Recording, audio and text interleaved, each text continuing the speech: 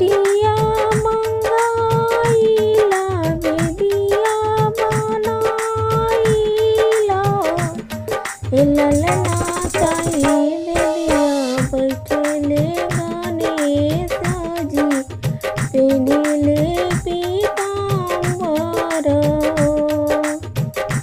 गंगा जी से मोटिया मंगाइला बेदिया बनाइला ए ललना ताई बेदिया बैठले गणेश जी पहिले पीताम्बर निहुरी निहुरी पौआ लागिला मगना एक मांगिला ए ललना तावा में लेके पाना फुलावत गणेश के मनाइला निहुरी निहुरी पौआ लागिला मगना एक मांगिला ए ललना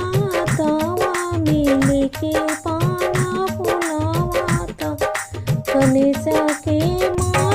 मनाइला बेटावा त मंगिला नरियर जासा बेटिया लवंग जासा ए ललना सोना मंगिला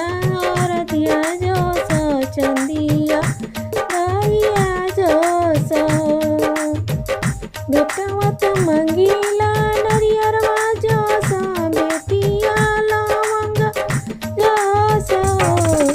ए ललना सोनवा मंगिला औरतिया जासा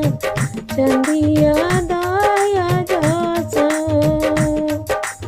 का करबू बेटावा नरियरवा जासा बेटिया लवंगिया पासा एती वही का